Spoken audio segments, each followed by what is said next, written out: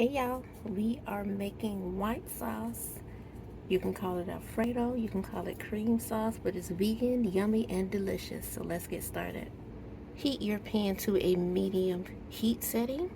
Add in equal parts of oil and starch. I am using cassava flour today and grapeseed oil. So I have 2 tablespoons of oil, and I'm going to add in 2 tablespoons of the cassava so that it can begin to do what it does. Now this is going to be a light roux, meaning light in color. We do not want it to have a lot of color because this is going to be, again, a cream sauce. So we're just going to bring this together like a roux, and then we will add in our liquid.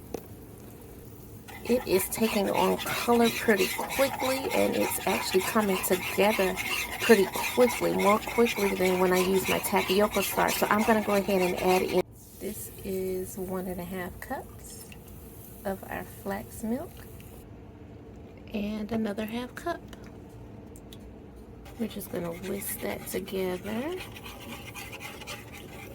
and let the heat do what it does. As it heats up, it's going to start to coagulate, and that sauce is going to start to take form. So at this point, you want to go ahead and season your mixture. Garlic, and these are all to taste. I like a lot of garlic, so you put what you like.